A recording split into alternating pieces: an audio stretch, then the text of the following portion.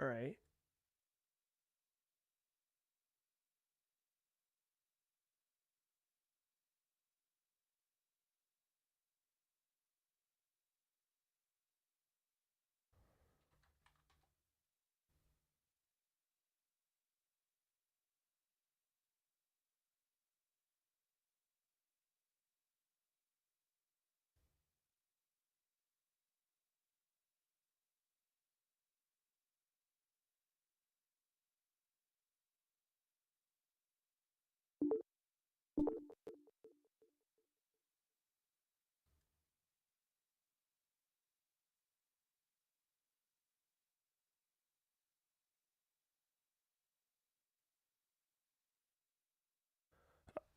All right, whatever.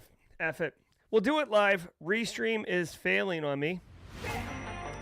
Good morning, everybody. Welcome to the party. Today is Tuesday, August 12th, 2025. This is episode 939 of your Simply Cyber Daily Cyber Threat Brief podcast. I am your host, Dr. Gerald Auger, coming to you live from the Buffer Auger Flow studio back in the great state of South Carolina, the low country, bringing the heat. You may notice the hat on the dome piece. That would mean that I got in late after a 16-hour white-knuckle drive down the coast. Coming in hot, but you know what? Work must happen. The show must go on. So we're back in the studio, fired on the old supercomputer here. Patches, updates, error messages. I even had to reboot it twice just to see what the heck happens. So we're going to figure it out together. It's all about good times. I do not have any of my, video sessions or whatever. So I guess that's another problem we're going to have to sort out. But good morning, everybody. If you are looking to understand what the current situation is in the cybersecurity industry from a threat intelligence perspective, what is the top current news?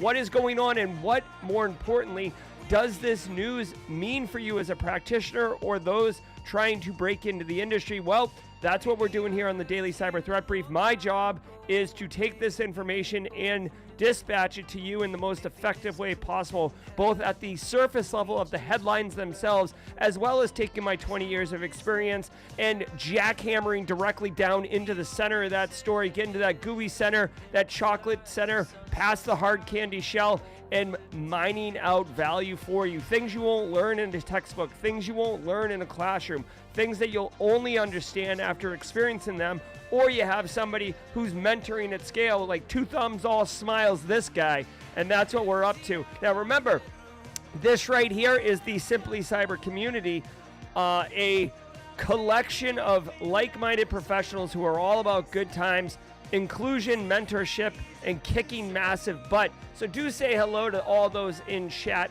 Good morning to all of you. What's up, Haircut Fish? Dude, special shout out to Daniel Lowry covering the Daily Cyber Threat Brief as I was hurtling down 95 like a bat out of heck, meatloaf style, if you're picking up what I'm putting down. But super excited. I am excited to get back in the studio, as always. Oh, all right, John Okeem, new into the studio. Welcome to the party, pal, John Okeem. All right, yeah, I do want to say we're back from Black Hat DEF CON. I hope everybody traveled back safely. I see my man Nerman Z in chat. Got to spend some time with Nerman at the Simply Cyber Community Meetup. If you were there, it was great to see you. If I didn't get a chance to talk to you, that party was bananas. There was like literally hundreds of people there. Couldn't say hi to everyone. I did get a chance to say what's up to many of you, though. So if you didn't make it, look forward to catching you at the next one. Guys, I want you to know every single episode of the Daily Cyber Threat Brief, I don't research or prep for because I ain't got time for that. But we're doing the best we can. And honestly, it's more authentic when you get my real, rough, raw first take on these situations. I want everyone to know, on top of all of this, that every episode of the Daily Cyber Threat Brief, including this one, is worth half a CPE. So say what's up in chat, grab a screenshot, throw it in a file folder, and once a year, count up those screenshots, divide by 2, and you are off and running. Guys, again, grant me some grace as we slide back into the Buffer Auger Flow studio. There's some things I forget. I got a bigger stream deck. I got a different mixing board. I do have French press coffee, though, so come at me, bro. We got that for days. All right. I am willing to help you, John O'Keem, hit those sales targets. Let me take a slug of this coffee. Do want to say hello to a lot of regulars. Port Zero in the Midlands, right? Derek Welski, Pumpin' Iron. Devin Grady with the coffee cup. Cheers, Space Tacos. We already said what's up to Nerman. Shout out and pour a little out for Eric Taylor and Justin Gold working on site. Josiah Ugwan, good to see you. All right, seriously, let me get this coffee for real.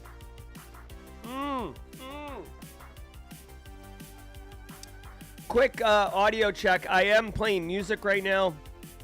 I also am playing sound effects like Ric Flair. Let me know if you are hearing the music and the sound effects, please. I do want to say shout out and holla at the stream sponsors. Now, what sucks is I actually have this whole ad roll done already, but Restream is kind of a tough one. Oh, yeah, John O'Keem. Welcome to the party, pal. Let's say hello. Thank you for the welcome back, Elliot Matisse.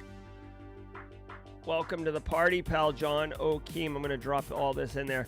I got to tell you guys, it was a long, I love my in-laws. They're wonderful. They're very accommodating. But there is something about being in your own studio, your own home, sleeping in your own bed that definitely feels very nice. And last night, got to sleep in my bed. And, yeah, it's the simple things. You know what I'm saying? All right, guys, for real, though, I hope everyone saw the Simply Cyber Community Meetup photo. We are going to get into the news. John O'Keem's like, Jesus Christ, Jerry. I heard that this is a news show, but all we're doing is flapping our gums. What are we up to here? Let me just do this really quickly. I got to show you this, guys, because if you didn't see it, it's kind of insane. Where is it? Oh, yeah. Come on, come on, come on. Oh, I don't even know where it is. God damn it. All right, whatever. Here, let me do it this way. Let me do it this way. Special shout out and thanks to the stream sponsors, those who enable me to bring the heat to you guys. I'm seriously doing this right now. You guys got to see this, okay? This is what's up. Good morning, Steve Young. All right, look at this.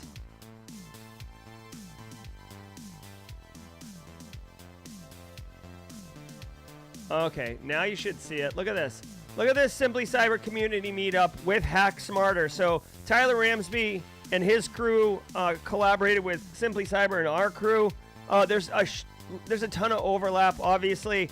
Christina Paulika, Real Bilbo, Tina Teeny, her friend Cindy, Rick Kelly, Network Chuck in the front left. Dude, Klaus Agnetti, Jesse Johnson, the Cosmic Cowboy, Marcus Kyler, me and Mrs. Auger, dead center in the front there. Nerman's obviously up in the mix. We got Crotty. Guys, this was just an insane meetup. This was insane. This was not, and dude, this wasn't even everybody. Some people hadn't got there yet. Some people were out front getting beers. It was epic. Joe Hudson was in the house. Bearded IT Dad. Kevin Apollinario, dead center. James McQuiggan at 35,000 feet. Dude, just epic party. All right, guys. For real, let me say what's up and shout out to the stream sponsors. Guys, love it. Those who listen, let me be real for a second. Let me say shout out to the stream sponsors, okay? And I was happy to do this, but stream sponsors, you know what stream sponsors can help do? Pay the bar check. So this was a hosted event by myself and Tyler. Stream sponsors, go click on the links, check them out. It's the money that comes from them that allows us to do things like this. So definitely shout out. This is the stream sponsors' money at work. All right, dude, want to say shout out and love to Barricades. Let me see if I can run the ad roll real quick. I don't know. Dude, so ridiculous. All right, dude, shout out and love to the stream sponsors, starting with Barricade Cyber Solutions, Barricade Cyber, and their M365 solution. Guys, if you are running Microsoft 365 and you are not taking advantage of all the configurable security settings that are available to you, you're taking on risk for no reason whatsoever. Fortify365.com. It is Barricade Cyber Solutions.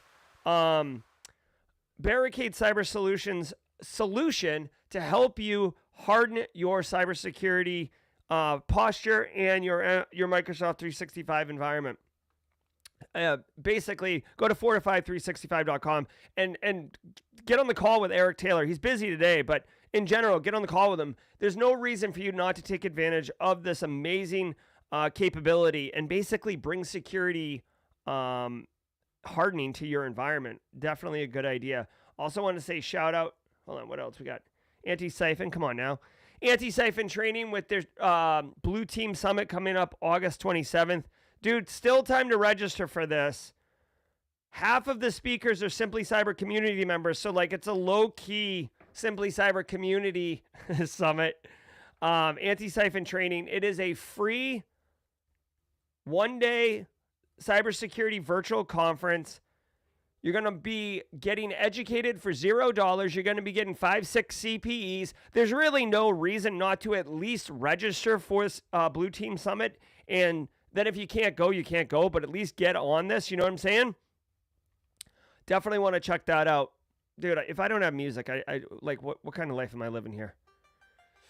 All right, I also want to say shout out to Flare Academy. Again, I'm doing these ad rolls. I'm doing them naked right now. I mean, I'm not naked. I'm wearing a Run GRC shirt. But my point is, I thought I was going to just be able to play an ad roll, and it didn't work because Restream is sometimes a POS. Guys, Flare Academy. Listen, I want to be doing more with Flare in the future. I actually got to spend some time with the team at Flare during Black Hat. Amazing people, really cool. I already like their product. Now I really enjoy their culture and their people. The Flare Academy is, dude, it's completely free. It's what they're doing to help educate the community. It's separate from their Flare platform. And August 13th, tomorrow, Kevin Johnson, who is the CEO of Secure Ideas and a really awesome guy, is doing a 2-hour fun webinar on learning to steal web application, like basically secrets and tokens from web apps. So if you'd like to pick up a web application pen tester skill from a legit legend in our industry, Kevin Johnson, I'm telling you, if you don't know who Kevin Johnson is, please don't miss this opportunity. You will freaking love this guy. This guy is like, he's like John Strand vibes. You know what I mean? He's just a good guy. Loves Star Wars. Always is wearing like fun shirts. And he knows an A-load about cybersecurity. So don't sleep on that. All right. I also want to say holla to Threat Locker. Again, thank you all for letting me do this ad read. I'm just going to say really quick on Threat Locker because I don't have the ad read. Dude, Threat Locker brings zero trust architecture solutions to organizations. They basically they're a deny by default application security solution that allows you to harden endpoints, cloud, like a lot of different things. And it's really, really nice. Their product is blowing up. They were legit the largest first booth at Black Hat. And dude, like, just to put it in perspective, it's not because they're good at marketing or they're like a fly-by-night operation. They're good at what they do, and the people that use them love them. I know several people in chat who are actually, hey, September 10th, Flare's coming on Anticast. Again, hey, Kathy Chambers, I'm dead serious about this. I really like the Flare people and the Flare team, so I could see them vibing into like our community. But yeah, it's threatlocker.com/dailycyber if you'd like to check it out. Great platform. They're actually rolled out some new features at Black Hat, including DAC, which is defend against configuration. So they're now identifying misconfigurations and really, really helping harden your platform basically from getting screwed by malware. Malware just won't run because it's not allowed by default to run. It's pretty dope. Obviously, I have content on the channel. You saw many shorts from Black Hat and Threat Locker. For more information, go to threatlocker.com/dailycyber. All right, thank you for running through the ad reads with me, guys. Every single day of the week has a special segment, and Tuesdays is Tidbits Tuesday. We're going to do that. Also, yesterday, Daniel Lowry was kind enough to cover the show, so we did not do the Simply Cyber Community Member of the Week. I will do that. today as well. Actually, honestly, I might do the community member of the week tomorrow, just because I literally haven't had time to think. And there's so many just great community members that I'd like to take a minute, take a beat, and get it sorted out. All right, guys, I know it is 8:15, and you might be... Sometimes I get comments like, Jesus, this guy doesn't... Like, if you don't know who I am, you're like, Jesus, this guy doesn't start the news until 15 minutes in. What are we doing here? Listen, I've been away for 2 months. I'm back in the studio for the first time. I'm blowing the dust off things, and I'm getting sorted out. Plus, I just got back from Vegas. You're picking up what I'm putting down. Alpha Sierra was there. Good to see you in chat and live, Alpha Sierra. All right, guys, do me a favor. Sit back, relax. Hey, it's been a minute since you all heard the spicy sounder from here, huh? Sit back, relax, and let's let the cool sounds of the hot news wash over us in an awesome way. We're off and running, everybody. Let's cook. From the CISO series, it's cybersecurity headlines. These are the cybersecurity headlines for Tuesday, August 12th, 2025. I'm Lauren Verno. North Korean crypto theft. 3 IT specialists secretly working for North Korea allegedly stole around $1 million in cryptocurrency from a New York company by exploiting a vulnerability in its wallet system. Now, the criminals used a fake Malaysian ID to get hired, and they laundered the stolen Tether tokens through multiple blockchains over 3 months. Now, the FBI seized the funds in July and is holding them while the Department of Justice seeks to return the money to the company. The Rewards for Justice program is offering $5 million for information disrupting similar North Korean operations. Oh, my God. This is like a true engineer's problem. They lost $1 million, and there's a $5 million reward for information leading to it. Now, I'm being a little bit playful here because they're like, these guys are obviously doing bigger schemes, so it's $5 million towards other schemes. But it's $1 million. Okay. By the way, Norks, is this something that we're trying to push? Is this something that we're trying to normalize right now? Norks? Enough? We had to do this? No one's calling North Koreans Norks, right? I know I was in Vegas for a week, but like, did I miss the memo that this is going to be our new acronym or our new like short phrasing for North Korea? Because I, for one, do not stand for this. I will not be referring to Norks. It reminds me of the Snorks, right? Drink space tacos. And if you don't know, just wait, because I'm sure the Snorks are going to make a comeback. Gen Z is like definitely into like revitalizing the stuff from the 80s and 90s. Okay. Number one, this is pretty clever. So we've been aware of North Korean threat actors getting hired as IT specialists and then exploiting their insider access to get like basically code or steal money, et cetera, plant malware, right? Now they're actually getting referral bonuses by hiring their friends who are also Norks. It doesn't even sound good, right? Okay, Snorks, Elliot Matisse. So this North Korean guy's getting a referral bonus for hiring 2 buddies, and then they've got full infiltration into this crypto wallet group. Again, cryptocurrency, I've been very clear on the channel about my feelings about cryptocurrency. It's just the Wild West, and there's so much fraud, whether it's like straight up scammy frauds or it's, malicious malware stealing wallets and currency and whatnot. Or you got this. I do want to point out, this guy started in December 2022, and then he got fired in May of 2024. So this dude literally worked there for like a year and a half. You know what I mean? Like, this guy had like his 1-year performance review, and all 3 of them got fired for not having their mics turned on during video calls, not being communicative, being pains in the A. Like, how poor work.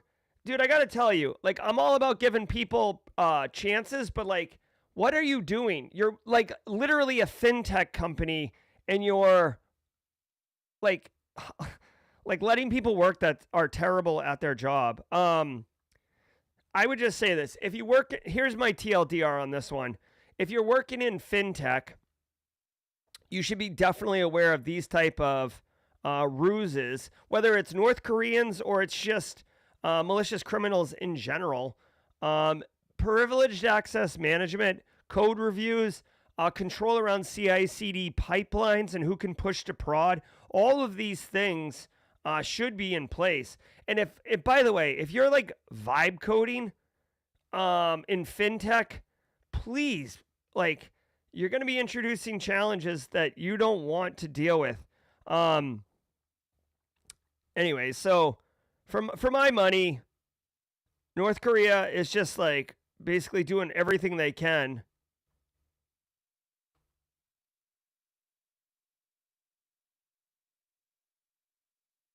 to make money, to steal money, to perpetuate crime, etc. Yeah, this guy just straight up moved $700,000 to a wallet he controlled. Okay? But this is it, guys. This is why crypto is like super dodgy, in my opinion. There aren't enough good controls in place to protect normal people or businesses from getting got. Microsoft rolls out PC backup during attack. Microsoft just opened a limited public preview for Windows 365 Reserve, a new service that gives employees temporary access to cloud PCs when their main devices fail or get hit by a cyber attack. Now, you get up to 10 days per year of access with pre-configured desktops that come ready with your company's apps and security policies.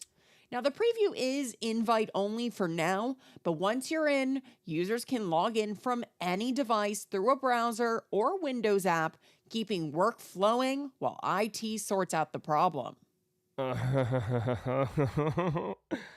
Okay. So this is interesting. So on the surface, this seems like a cool idea, okay? This is literally like where IT and cybersecurity people think different, okay? This is perfect, okay? So check it out. You get hit with ransomware, your whole business is down. Microsoft says, bro, I got you, okay? Simmer down. Just spin up these cloud-based recovery PCs and you're off and running. And in theory, this is a cool idea because essentially when you work in disaster recovery, okay, and I'm sure many of you have gone through, like, I don't even know if this is in Sec Plus. It's definitely in CISSP. But when you're talking about business continuity and more importantly, disaster recovery, you have hot backups, warm backups, and cold backups, right? And not backup data tapes, but like backup sites, right? So do you have like an office building that has a bunch of computers and they're up and running and everything's going, and if like a tsunami hits your office building, your entire workforce can just go to the new office and boom, you're up and running. That's incredibly expensive, but the downtime is incredibly short, right? So a warm site is you've got the computers and stuff, but the data isn't there, or maybe they're in a warehouse and you can spin them up or whatever. And then a cold site is, maybe you just have a facility and then you've got you have internet running to it and electricity, but you don't have anything else, and you got to like restore from backups and stuff like that, right? So the cooler the site, and not like cool like I guess Joe Cool before he got canceled, like cooler in temperature site, the cheaper it is, right? Because businesses don't want to pay for a full second facility they're not using, all right? Now, this right here, Windows or Microsoft is hooking it up, because what they're saying is, listen, dudes, you don't need a backup site. We got you. You get screwed, fire up the cloud and you're off and running. Your workforce is working. Now, I like this idea, okay? All right, Alicia Parkinson letting us know it's on Sec Plus. I love it. I like the idea in theory because your workforce, your downtime is limited, okay? And your workforce can continue to operate while you do, incident response and stuff like this. This is basically a virtualized hot site. And in a post-pandemic world where a lot of people are remote and workforces are decentralized, this is very cool. So on the surface, I see this being a wild success. I see this being like very popular and borderline normal. Okay. Now you would have to practice what it looks like to spin these machines up. Because remember, if your machine gets bricked, right? How are you going to access the cloud-based instance of the PC? Like from what? From your phone? No. Right? So this isn't a perfect, clap on, clap off, the clapper drink solution, but it's not bad. Now, let's put our cybersecurity hat on and figure out where this is a problem. Okay, so if you can spin up X number of machines that are basically configured with your Entra ID or your environment, has access to your apps, has access to your data, right? So I'm just talking about access right now, your AC control family. Immediately, what stops a threat actor from spinning up one of these machines and then boom, they've got an instance on your network with all the goodies? Do you have any, so number one, how do you prevent that? Number two, from a data perspective, what do these PCs have access to, right? Are they if your data is ransomwared, what are these PCs doing? Are they just stupid? Is the PC the equivalent of going to Best Buy and buying 100 laptops for your workforce? Because if that's it, I mean, that's not terrible, but at the same time, what are we doing? You would have access to email, assuming that you got the memo and you're not Exchange on-prem. That's a terrible idea. So hopefully you still have email and access to your OneDrive and crap. And I think that that's what it's going to be. From a data security perspective, I do not want hot instances of my data just sitting in some type of DR environment that I really don't have visibility on.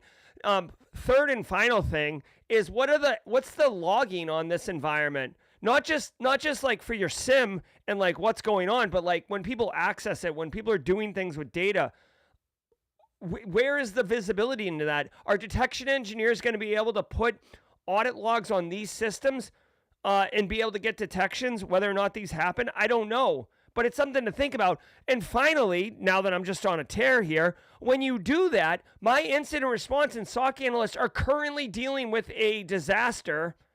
Leave a message at the beep. So, any kind of malicious behavior going on here, what's the, who's watching the wall, right?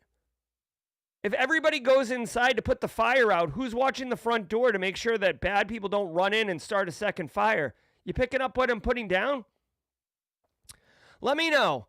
I feel like this is a pretty big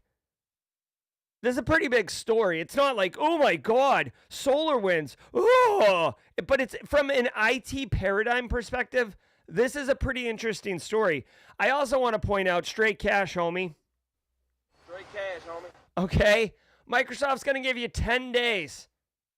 10 days of use. Okay. Now let's check this out really quickly. I'm just going to go to Perplexity. I'm doing this live on stream right now, as I am wont to do. All right, let's see. Oh my God, get out of here. Perplexity. What is the average length of time in days an organization is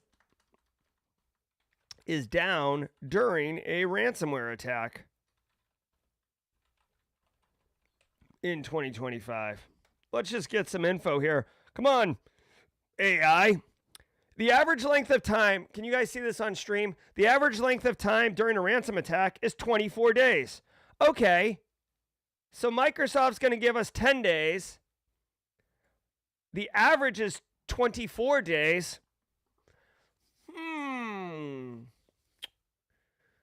So if my business gets locked in to using these Windows PCs for 10 days, and then we have 2 more weeks on average where we need to use this. How are we going to use it? Geez, I'm sure Microsoft can help us with that. Straight cash, homie. Dude, this is I love it. Okay, I'm not dogging on Microsoft. I think this is a cool idea, but this is a friggin' revenue stream, bro. 10 days. Talk about first one's free, like a drug dealer. Get in here. Oh yeah, just let these cloud-based recovery PCs wash over you in an awesome wave. Oh, feels so good. Oh, by the way, we're going to have to bill you for 2 more weeks or we're going to take them away. Good luck with that. U.S. charges $4 in $100 million global fraud scheme. 4 high-ranking members of a Ghana-based criminal organization have been charged in connection with a massive fraud scheme that stole more than 100 million USD through romance scams and business email compromise attacks. Prosecutors say the group, which operated between 2016 and 2023, tricked businesses into wiring funds using spoofed email accounts and forged authorization letters, while also targeting individuals in online romance scams. One suspect remains at large, while the others face decades in prison. Yes, sir. Yes, sir. Here we go.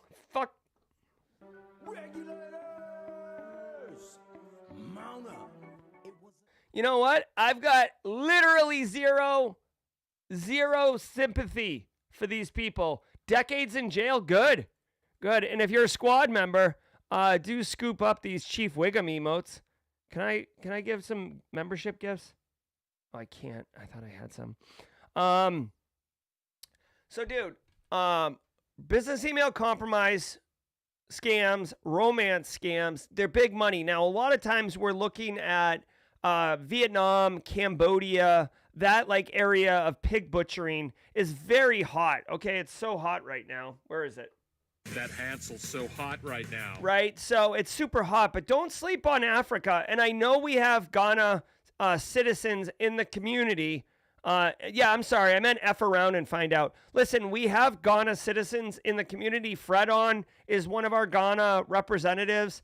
I've seen, geez, I think it was ABC News actually did a whole expose on these romance scams in I think it was Ghana. Let me see. Check it out.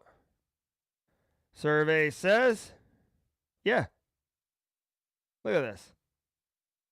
See, I say all these things. I'm not making it up, guy. Okay? Yeah, right here. All right. And again, I'm not taking anything away from Ghana people. All right. The U.S. has tons of criminals, and I'm an American, right? Like, you know, there's great people, but every community, every country is going to have a diversity of citizens that are going to choose different paths. Ghana has been huge in this space for at least 6 years, 7 years. And honestly, guys, internet is like very accessible in Ghana, but in certain parts of Ghana, there's villages where like romance scams is their primary revenue generating capability. And the elders in the village will teach the younger generations the workflows and the playbooks. And it's literally how they make money. Okay. Have a good one, Jenny Housley. All right. So the FBI is finally all set with all this nonsense and basically scooping these guys up, dude. This is not any this isn't like little money either, dude. $100 million. You know why I personally am super glad that this person's gonna go to jail, all of them. I get that, like, oh, you know, like they're gonna do what they gotta do to pay to fund their families and do all those things. Dude, romance scams destroy people's lives. Straight up destroy people's lives. So I have no sympathy for these people. Like, oh, like, so you get to like drive a boat. Like, oh, cool. You get to have like Gucci and Louis Vuitton loafers. awesome. Like, meanwhile, my Aunt Dorothea's like sleeping on my cousin's couch because she emptied her bank account because she was in love with some military guy out in, the Middle East who's like, wants to come home and visit her, or whatever. Like, it's just it's deplorable and it's insidious. And it honestly, it takes advantage of, especially elderly people who are lonely. Their spouse is like, deceased, and their kids have like got their own lives and moved on, and they're just like lonely, and that is who they're preying on, and it sucks, man. So anyways, the FBI scooped up on this. There's nothing really for us to do here from a practitioner perspective. Just know that this is a win for us as practitioners, meaning there's going to be less of these attacks. Now, I always say this and I mean it. You have to get the head of these snakes in order to have the operation stop. They are doing that. They're arresting the ringleaders of these operations. Now, in Ghana, they still, the younger generation still have the documented playbooks, the SOPs, so they can bring it back up, but this is going to be quite the hit for them. Wikipedia loses UK legal challenge. Wikipedia's operator lost its legal challenge against the UK's Online Safety Act, which could force the site to verify users if classified as a Category 1 platform. Now, the Wikimedia Foundation warned that such rules would threaten volunteer privacy, expose contributors to risks like data breaches, and hurt Wikipedia's ability to operate freely. Now, the court dismissed the challenge, but left the door open for review once Wikipedia's category is decided on. It's also important to note this ruling only applies in the UK and doesn't directly affect Wikipedia operations or policies in other countries, including the US. All right, hold on 1 second. Like, the story wasn't preloaded, so I wasn't really listening because I was trying to get this sorted out. Roswell, UK, you are one of our local on-the-ground Simply Cyber community members in the UK. So I don't know what this is, but this Category 1 service is grouping social media, porn, and Wikipedia together. I don't understand what the regulation is supposed to be doing. What does this do? What is this? Here's my thing. What does this do? Like, obviously, Wikipedia is trying to be censored in some way. What, like, let's see.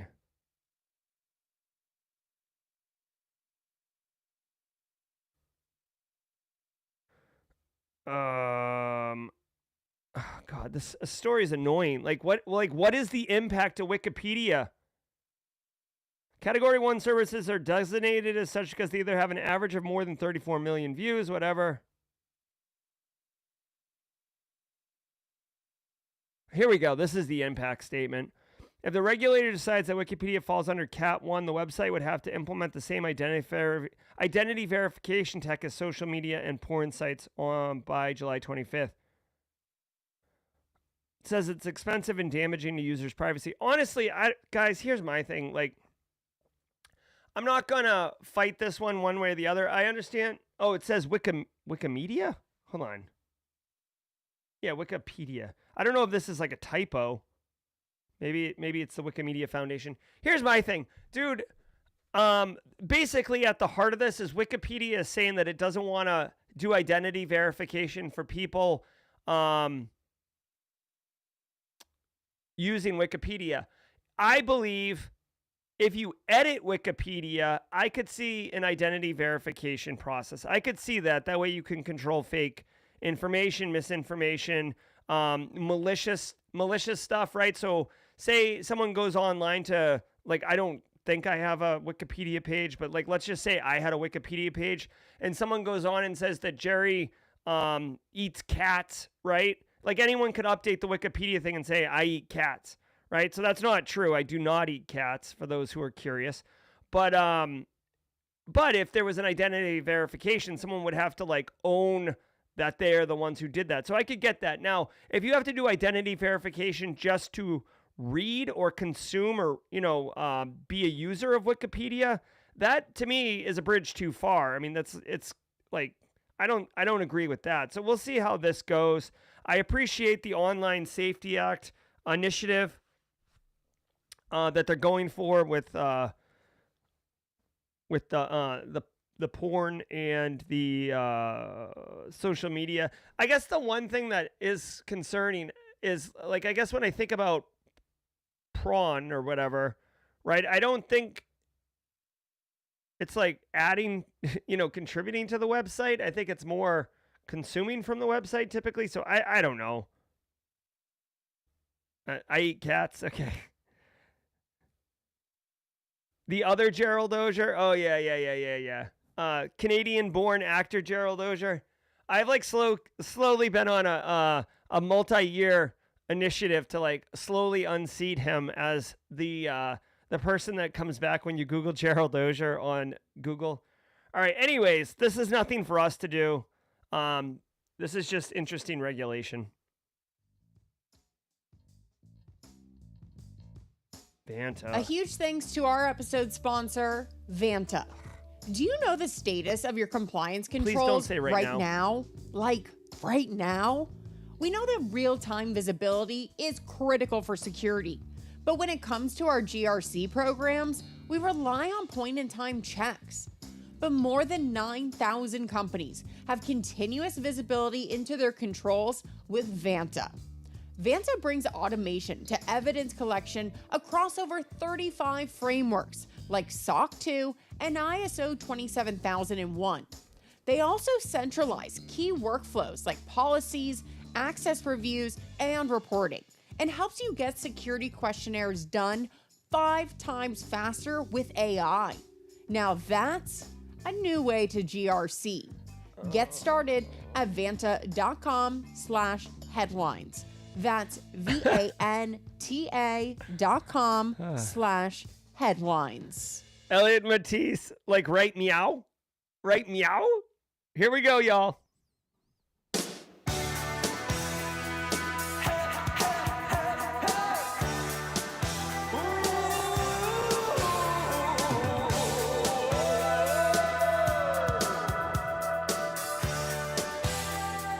Dude, I gotta tell you, this song just slaps. All right, guys, we are at the mid-roll. I know it's 43 past the hour. I'm doing jaw jacking today, so allow me. And for those who are regulars here, thank you for understanding. It's the first day back in the studio. If you've been gone for a minute because the summer break, I was working from my in-laws' house, so getting back in here. I didn't even shower this morning. You can tell just looking at me. James McQuiggan at 35,000 feet with 10 gifted subs. Heck yeah, James. Thank you so very much. If you are one of the recipients of said gifted subs, please be sure to thank James McQuiggan at 35,000 feet. Guys, shout out to the stream sponsors, Barricade, Anti-Siphon, Flare, Threat Locker. Thank you so very much. Shout out to Daniel Lowry for covering yesterday's episode. Definitely appreciate that. Tomorrow we will do the Simply Cyber Community Member of the Week, I promise. Today is Tidbits Tuesday, where I share a little bit about me with you. So yesterday I drove from Massachusetts to South Carolina, straight shot, 3 a.m. Got back at like 7 p.m. Two rest stops. It was a massive storm through North Carolina and South Carolina, which I could have done without. But here's my thing. See if the whole point of Tidbits Tuesday is to see if you vibe with me on something. I'm telling you right now, and let sound off in chat. Whenever I drive over a bridge, I like fantasize that the bridge is going to collapse and how I would react. Like in my mind, I always like land fine in the car, like open the windows while I'm falling, right? And then like bust through. I think about like not getting hit by flying debris. Like, what's the order I'm going to save my kids? And like, which way am I going to swim? Okay. Like, I always think about how I would handle it. And sometimes like the fall is going to kill me. And I'm like, I get extra nervous while I'm driving over the bridge. But most times I'm able to fantasize that I'm able to survive. Now, let me put this one. I drove through the Baltimore tunnel. There's a tunnel that goes under the harbor in Baltimore that I drove through last night. Whenever I drive underwater, like in a tunnel, one of those like bored holes, I fantasize that if it floods, I instantly die. Like, I can survive a bridge collapse. I instantly die in a tunnel in my neurotic brain fantasies. So let me know in chat if you guys do the same thing. Please let me know if you daydream when you drive over a bridge. I don't know if I'm neurotic or not, but here we go. All right, Alpha Sierra, as she is always bringing the heat, and everyone else who knows it, drum majors, Marcus, Kyler, etc. Get ready for your laws. If today's your first episode, let it wash over you in an awesome wave. Here we go.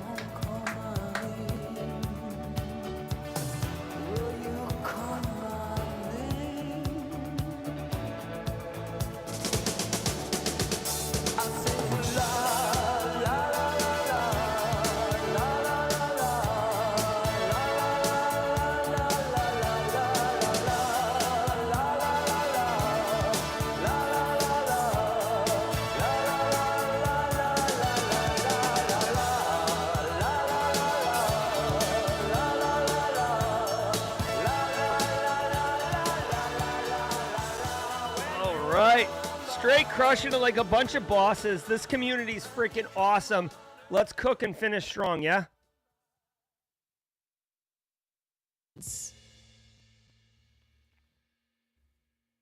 Credit union hack exposes 172,000.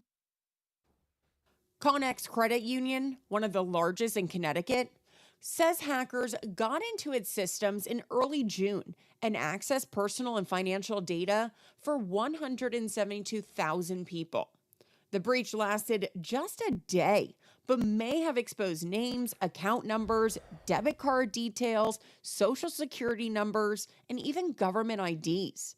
Now, while there's no sign anyone's accounts or funds were touched, Connex is warning members to watch out for scam calls and texts from people pretending to be employees.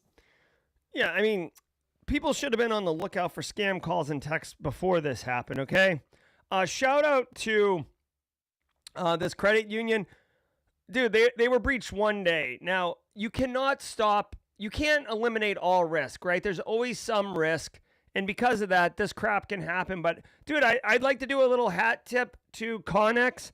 They were exposed for one day. They got everything sorted out. Threat actors got in, exfilled data. You know, it happens. I'm sorry. Maine Attorney General's office, I owe these people a lobster pie. They're always breaking news here of data breaches. Also, dude, this was in June. Like, that's a pretty snappy turnaround, too. It is what it is. Honestly, it sounds like Connex was doing a good job of data governance as well on what data was compromised. There wasn't a bunch of extra data for no apparent reason. So, I mean, this is a pretty, tidy little story. I feel like this is the story that would be the tutorial in a video game about being a cybersecurity professional. It's like nice and tidy. There aren't any lingering pieces to it. They had a breach. It lasted one day. Data went exfil. They got it sorted out, and they recovered. They're on to the next thing. This is what it should look like when you work in financial services, okay? Again, I will say this is a good opportunity to remind you about doing cybersecurity awareness education for your end users that's not directly about reducing risk for your explicit business.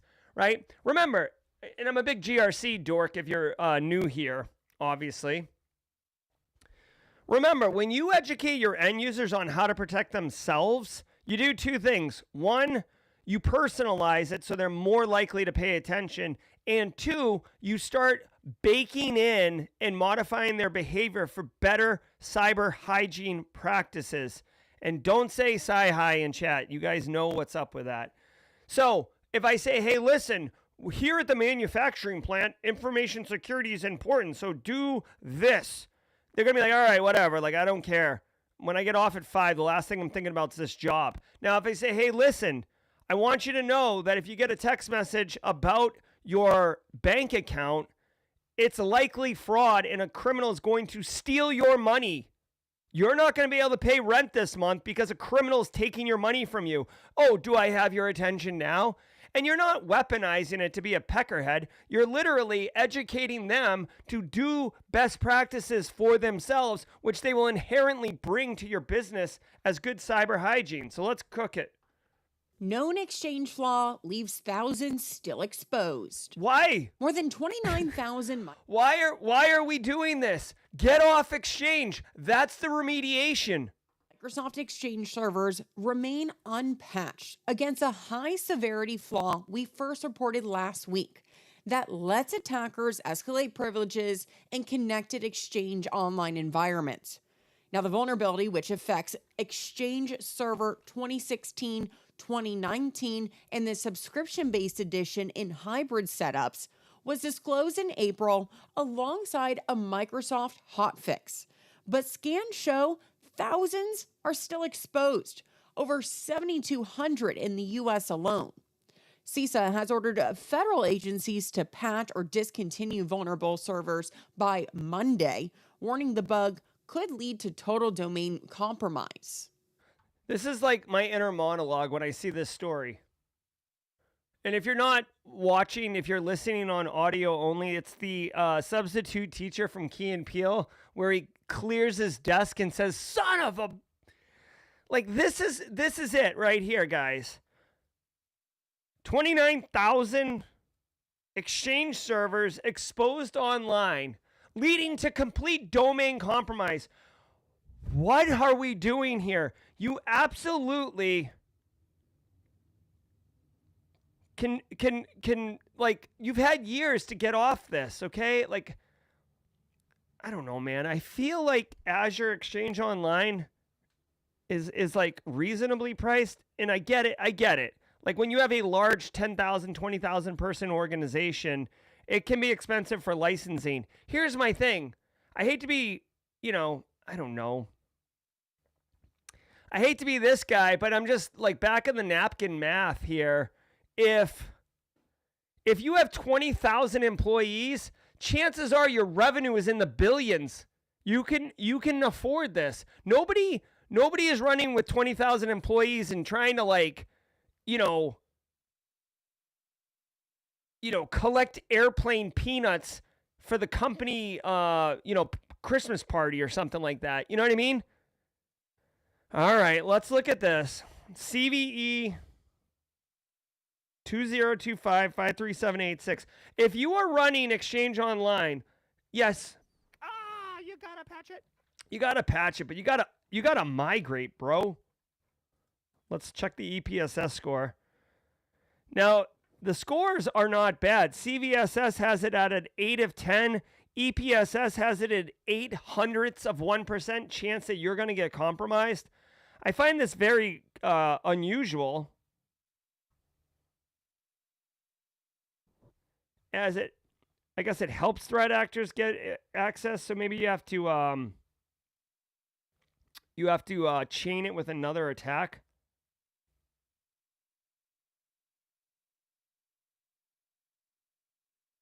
All right, here's what I would do, okay? Here's my guidance to you. And you can use this in a job interview if you want. Number one, you absolutely, without question, should know whether or not your organization is running Exchange on-prem or not. If you don't know whether you're running Exchange on-prem or not, you should find out. That's a fundamental piece of information that you should know. Second of all, if you are running Exchange on-prem, right, you should confirm whether or not you are vulnerable to this attack, whether or not you've applied the hotfix. You should scan your internet-facing IP range and see if you can see this thing. Now, because of Exchange and email, a lot of times you'll have OWA or OWA internet-facing because you want your workforce to be able to obviously get email, send email while they're out on the road and stuff like that. So you will inherently have internet-facing stuff. I'm not 100% sure on the architecture of this, on what would need to be internet-facing versus not internet-facing. This is your email server, okay? I want to remind you guys, your email server is a critical piece of business operations. Just from an IT perspective, everybody emails everybody. That's how business gets done. So if your email server has to go down, that's massively impactful for business. Number two, because of number one, because people email each other and that's how business gets done, if a threat actor fully compromises your email server, that means they can stop emails from being delivered, denial of service attack. They can send emails as appearing to be someone else, business email compromise and integrity issues. They can make copies of all your emails, confidentiality. I'm going through the CIA triad, which is like security plus day one. Like, all of these things can happen. Number four, it's a massive piece of Microsoft technology on your domain, which means once you own that box, you're going to get domain creds all over the place, which means you can then go into AD, domain controllers, and start really futzing with everybody. And, sky's the limit. Ransomware, all the things. Extra, all the things. Like, this is a huge problem that you can I don't want to say easily get over, but like with focused energy and a focused project, you can get off exchange. It can happen. It's been well documented. Many, many, many organizations have done it. I get it, okay? And this is like particularly hot, right? I get it. You don't want to get off of 2008 R2 Windows Server because you don't want to do a domain schema upgrade and you just keep kicking it down the road. Fine. Run your 2008 R2 servers. I don't give a Exchange, bro. Like, in my opinion, Exchange on-prem is better anyways. You can manage the gateway easier. Like, it's cheaper. It's less risky. God, jeez. Like, listen, unless you're running some secret squirrel organization thing or whatever, like, I don't know. What is the business case? What's the business case? Like, let me know. I'm not trying to be, like, hyperbolic or, like, blah, but, like, there's probably some examples here on what use cases require Exchange on-prem, but not many, as far as I know. Hey, Robert Hendrickson, go get that class. Get after it. Pen testers wanted. Ransomware gang hiring. If you know a pen tester looking to trade in their white hat, the bad guys are hiring. And for legal purposes, I don't mean that seriously. But the Medusa Locker ransomware gang is openly recruiting new penetration testers on its Tor leak site. The group, which runs as a ransomware as a service operation, wants candidates skilled in targeting ESXi, Windows, and ARM systems with direct access to corporate networks preferred. Like legitimate pen testers, these hires will map and exploit vulnerabilities, but for the purpose of maximizing ransom payouts, not fixing security gaps. What? So I don't understand this. Like, first of all, they're saying looking for pen testers. They're not. They're looking for criminals with tech skills that can exploit. Second of all, they're saying if you don't have access, don't waste your time. So they're looking for people with already having access. They're not looking for pen testers. This is basically an affiliate marketing advertisement for ransomware. Medusa Ransomware, very effective, successful threat actor group. They do ransomware as a service. I don't know if business is bad for them or something right now. They're not looking for pen testers. They are looking for affiliates to commit crime with them. Now, I will tell you this, right now in our industry, it's a little tough, right? It's tough to get a job. Some people are getting laid off, etc. If you have a situation where you are, up against it and you need money, this could be appealing, right? So good people sometimes do bad things, not because they're a bad person, but because they don't feel that they have any other options.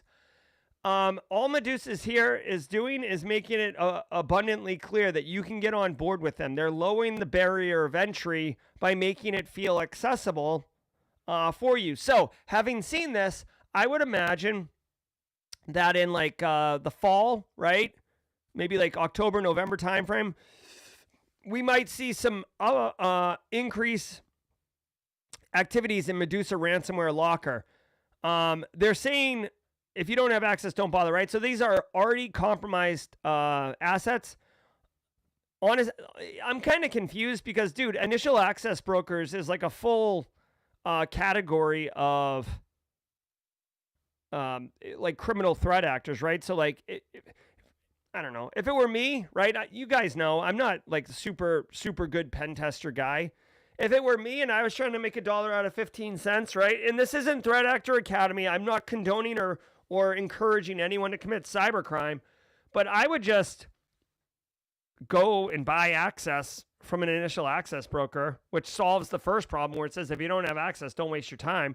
I just go buy access and then get on this ransomware train. The return on investment, right? Like what you're paying for the access is definitely less than what you would get from the ransomware. So from a business opportunity perspective, it makes sense. I don't want anyone to do that. I'm just saying I find it interesting. I also don't think that this is a story. Now, I do not cruise around on the dark web, but if you are a dark web operator or a threat intelligence person, let me know. This doesn't seem to me as like new, right? Like ransomware as a service affiliate models have been around for a while, and this is what they do. They try to get people to be affiliates with them. So like, I don't know. To me, like this is how ransomware as a service affiliate models works anyways. They're regularly recruiting. This is just marketing for them, not something new and wild. All right. Google pays out biggest Chrome bug bounty yet. A researcher known as Mickey has brought home Google's biggest payout to date, earning $250,000 USD, more than double the second largest reward. Now, he discovered a high-severity Chrome vulnerability that lets attackers escape the browser sandbox and execute system commands. The flaw, found in Chrome's Mojo inter-process communication system, was patched in May and praised by Google for its complexity and the quality of the exploit demonstration. All right, there you go. Hey, listen, guys. I love bug bounty. I love security research. This security researcher got paid $250,000. Now, this is definitely an exception, not the rule, right? So if you're getting all hot and bothered right now, like if you're hearing saxophones quietly in the background because you're like, oh, I'm going to quit my job and make $250K, just know that like you're more likely to get like a $500 bug bounty than $250. Also want to point out, like, you know, good on Google for patching this and getting it sorted out. From a bug bounty perspective, something that's very interesting to note here is that, and again, I've dabbled with bug bounty. I don't have a CVE to my name, so we can ask Tyler Ramsby this, or anyone that's gotten in chat that's gotten paid. But you could see that it was a very complex logic bug. Okay, so this is what I want to point out. The threat actor, or the researcher, Mickey, found a complicated bug, okay? Now, it's bug bounty.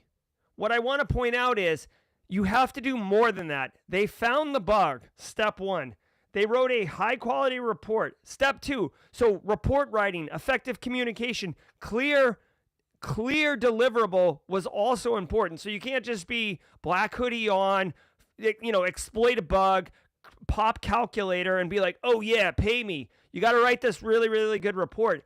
And then develop a functional exploit. Okay, now you don't always have to develop a functional exploit, but it certainly conveys the bug is legit much better. So not only did this person have to find a bug, write a good report, they had to write custom software that could demonstrate exploitation of the bug. This is not trivial. This is a very advanced, very sophisticated technique that this individual had to do, which is part of the reason why they probably got paid $250,000, because it was like super clean, super useful, and super effective.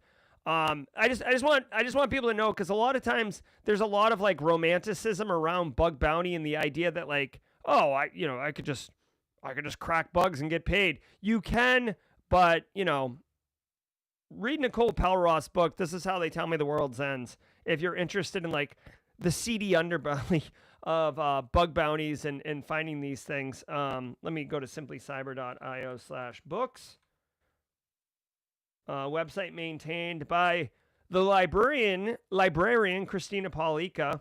And this is the book right here. This is How They Tell Me the World Ends. This book is phenomenal, and it definitely gets into there. Because basically, there's the book.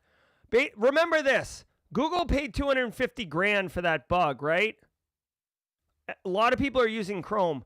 A criminal organization or a nation state would have paid millions of dollars for that 0 day. You know what I'm saying? Right? So it gets into a moral discussion around, do you care who you sell it to? Could it be weaponized? Is it in the arsenal of like this country versus Google being able to patch it, right? Darkwire on the list? No, I don't have Darkwire on the list, Wade Wells. We do have Michelle Khan's Phantom CISO, though. I don't know. My book's there. Hey. Let me see what Darkwire is really quickly. I am doing the jaw jack. Oh, Joseph Cox. Listen, I don't know anything about this book, but I will tell you 100%, if Joseph Cox wrote a book, by default, this book is awesome.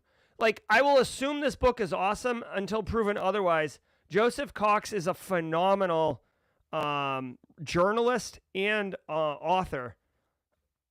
He's part of that 404 media group, if you guys don't know.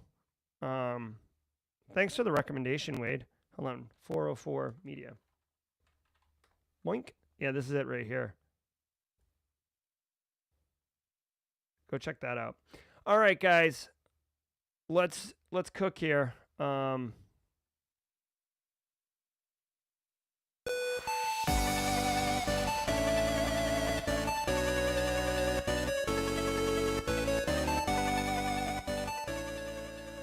All right, thank you so very much. First day back in the Buffer Auger Flow studio.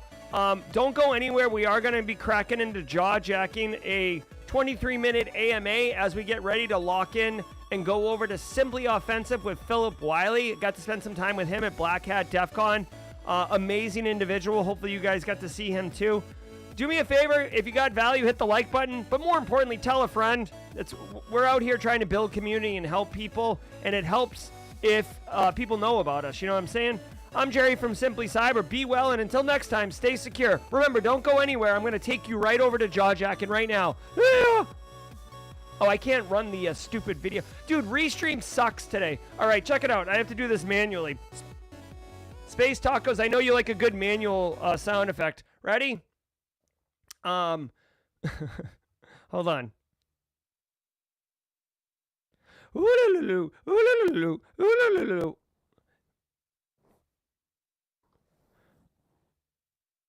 This is so janky.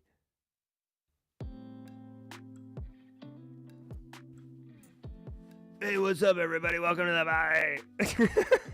Welcome to the party, everybody. My name is Jerry. This is Jaw Jacking. It is a 30-minute AMA, basically mentoring at scale session. I'm here to help you. There's other people in chat who are very knowledgeable that can also help you.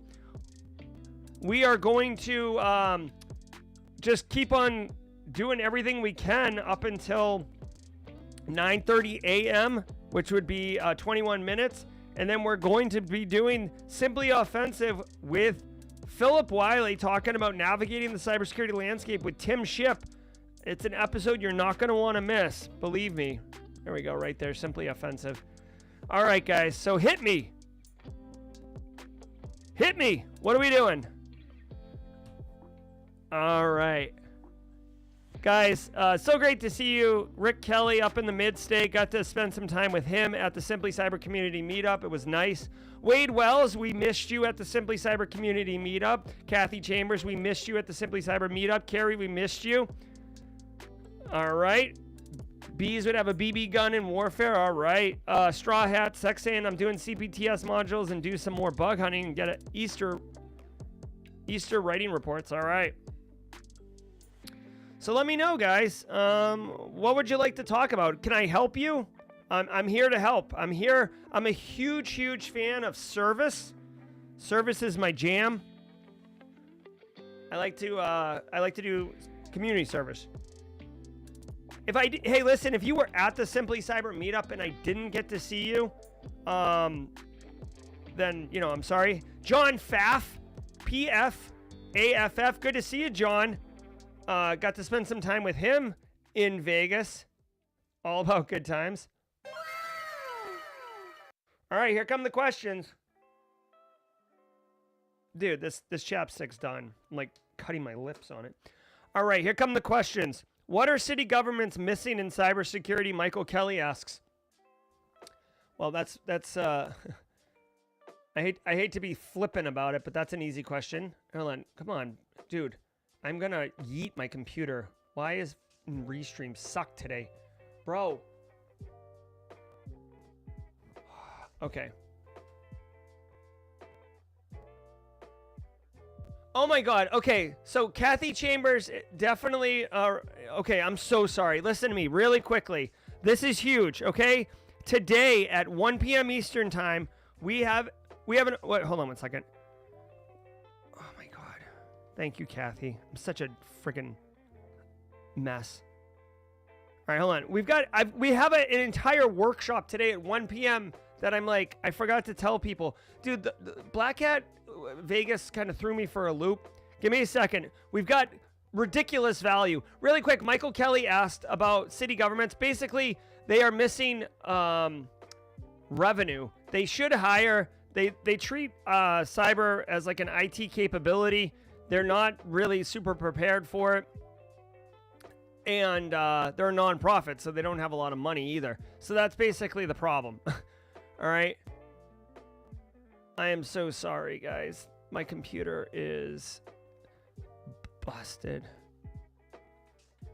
Kathy Chambers and James McQuiggan at 35,000 feet are absolutely going to be crushing it today. Check this out. Look at this. Where's the...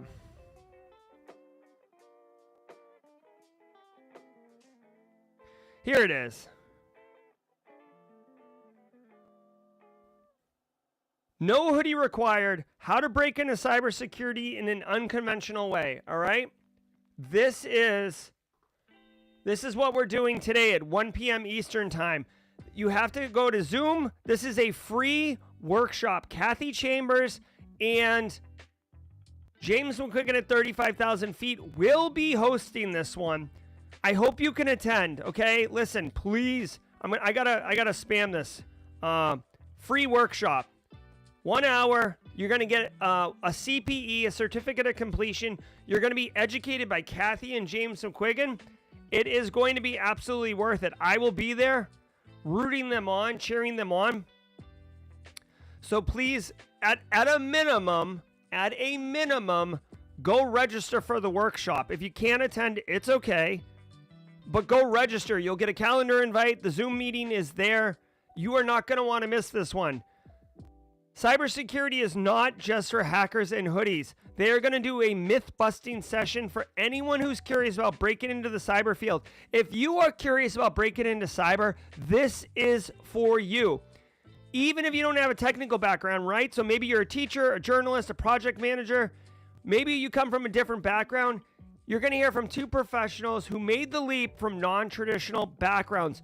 You're going to love this workshop. I want to give you guys a friggin' real case study. Check this out, okay? Simply Cyber. Look at this. I want to give you an unbelievable case study because this happened, and I can't remember her name, but hold on. Check this out. Look at this video, okay? This video is from 2 years ago.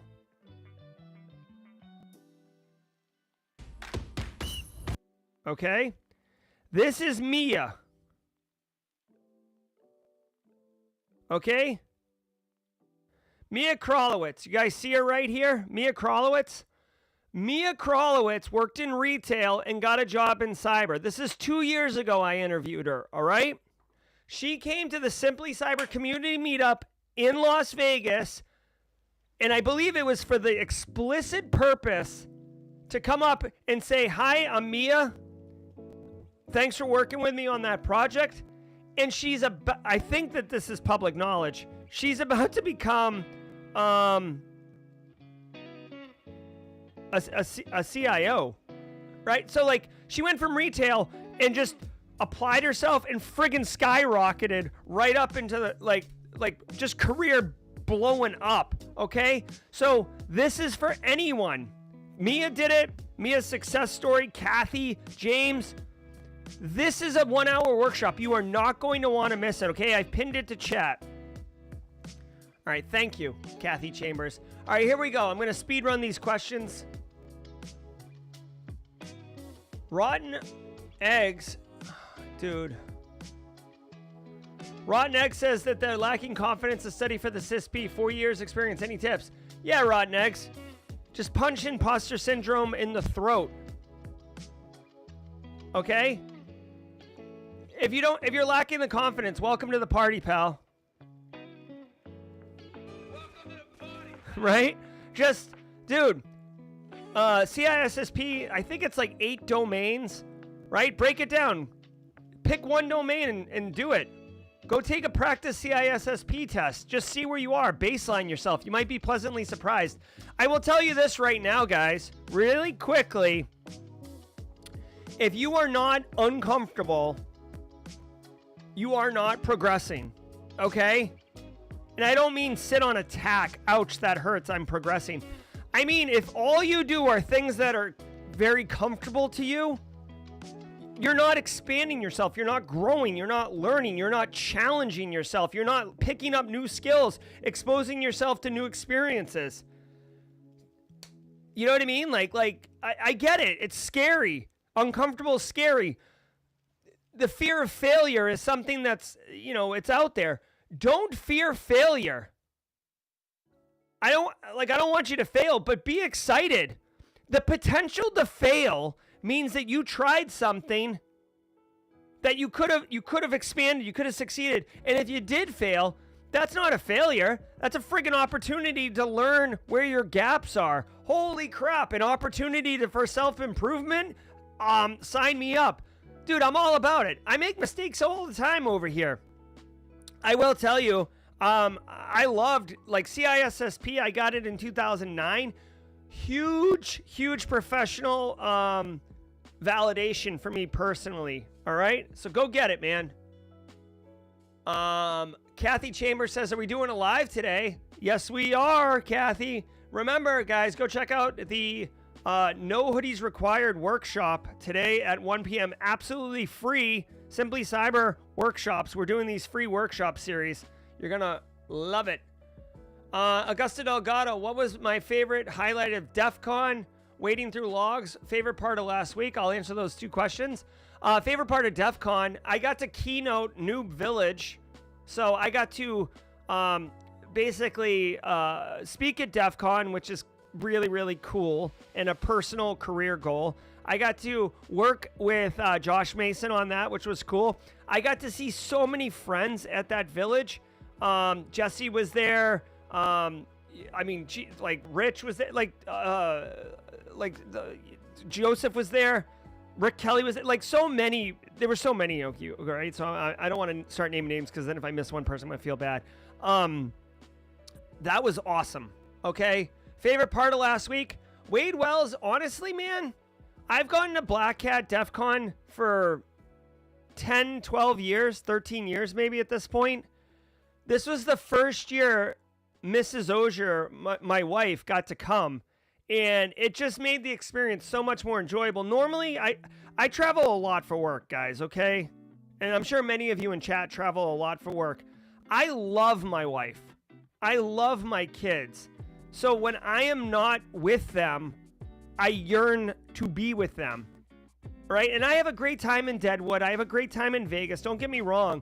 But, the fact that I was there with my wife meant that I got to, be at, an event that I really enjoy and got to share it with my wife and got to show her, all the things that I come home from Vegas every year and talk about this, that, and the other, or I talk about certain people in the community. And she got to experience all that and meet people too. So it was like super sick.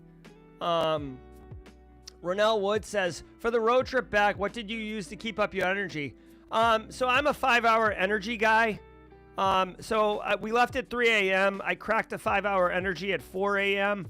I grabbed a Starbucks medium hot at like 6 a.m. And then I just powered through it.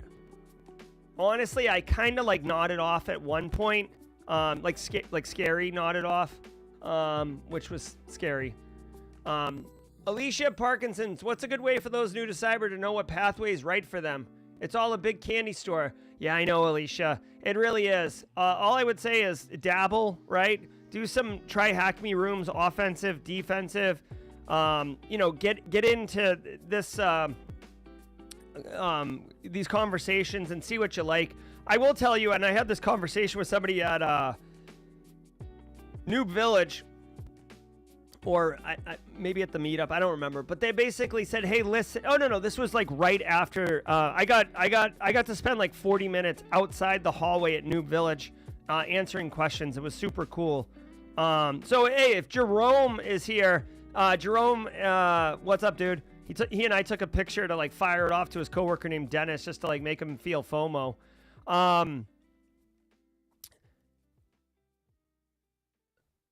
What I would say, Alicia, is remember this, and this is for everybody. In my experience, 0 to 3 years in industry, you're kind of doing a lot of stuff, and then like 3 to 6 is where you start going deep on one specific area that you found you like or you have access to opportunity. And then 6 through 10 is where you become a specialist, right? That's what I would say. So don't get overwhelmed. Honestly, if you're just looking to break in the industry, I'd find a space that like has opportunities like GRC or SOC, and then pivot from there. Also, hey, quick shout out, Poner Joe. Got to meet him in person for the first time.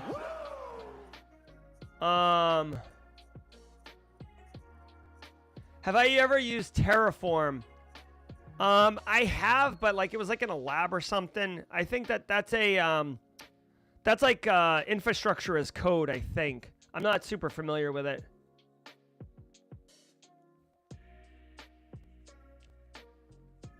All right. I'm looking at chat right here. As a SOC, online, is this a question? As a SOC analyst with 2 years of experience, 4 total, which is better for my career, a CISP or master's degree? Okay. It really depends on what your career goals are, frankly. If you want to get into management, master's degree is going to help you better. If you want to keep cracking and get, maybe some more opportunity, CISP would be good because certain jobs are going to have CISP as a requirement. I feel like you're more likely to find CISP as a job requirement than a master's degree. But at a certain point, going up the corporate chain, not having a master's degree is going to limit you. So that's what I would say to that. At your current space, again, it depends what you want. I would get a CISP. I would get, honestly, I know this is like very like tongue-in-cheek, but I would get a CISP and then get a job that pays for your master's degree and get both. What are your thoughts overall from the... Oh my God, this restream. What are your thoughts overall from the workshop summit session? No, I thought they were good. I mean, everything that I attended was like good. I didn't hear anyone complain. I know Michelle Kahn did a whole bunch of stuff. I know James McQuiggan did a bunch of stuff. I didn't hear any. Actually, I will tell you, I had one friend who attended a Black Hat training on agentic AI that was marketed as beginner friendly. And dude, this friend of mine, he is like a very seasoned, like 25-year cyber IT professional, former software engineer. And he was like, dude, there's so many requisites, so many assumptions made. Like he basically just sat in the back of the class and worked the last 2 days or the last day or something like that. Cause he's like, this class sucks. So not all Black Hat training is awesome. What else we got here?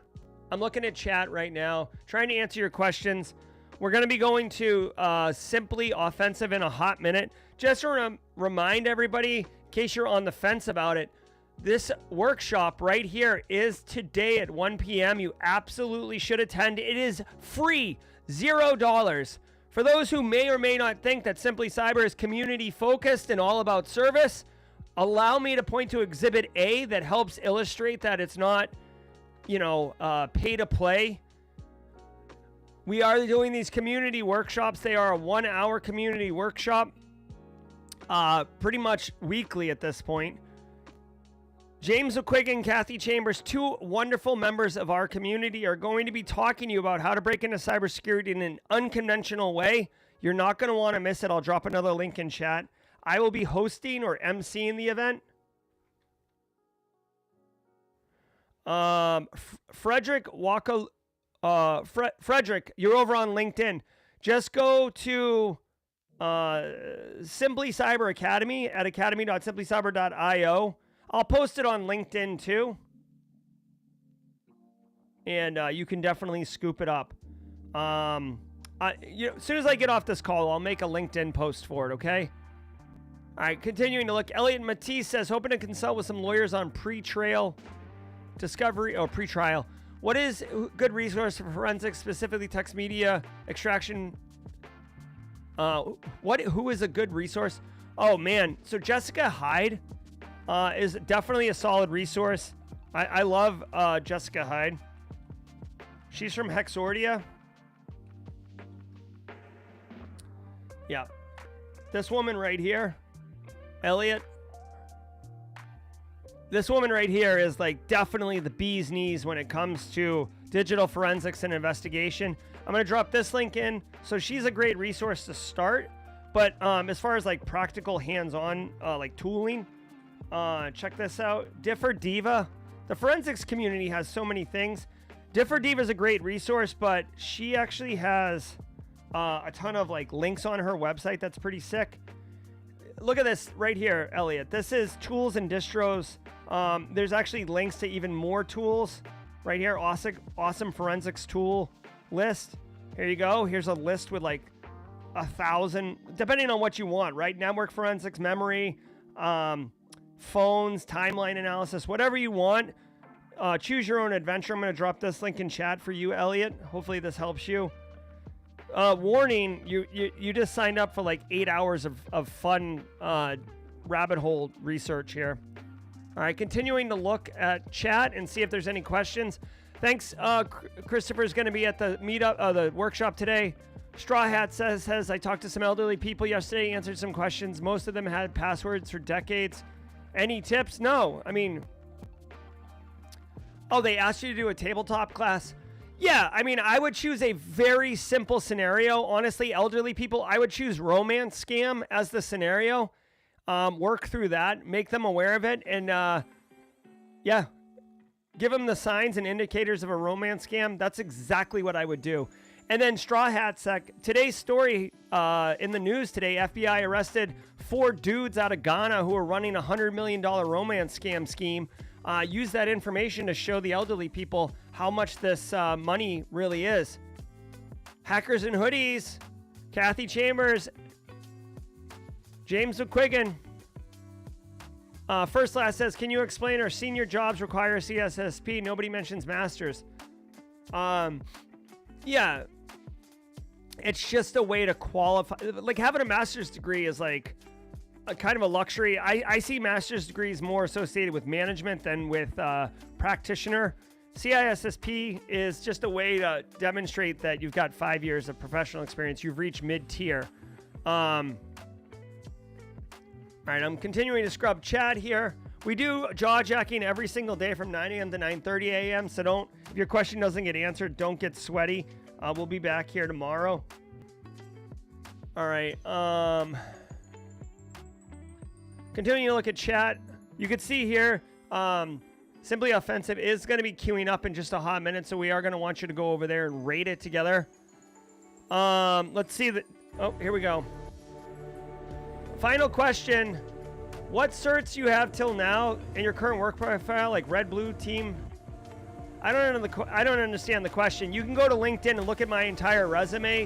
Senator, we secure everything. LinkedIn/in/Gerald Auger has my entire CV, so you can definitely go look at that. I don't need to run through it on a stream. No one All right. All right, guys. Looks like we're good. A lot of people signing up for the workshop. Don't be shy. Grab that workshop. It is a free 1-hour workshop today at 1 p.m. I'm Jerry from Simply Cyber. Let's go over and raid Philip Wiley's Simply Offensive.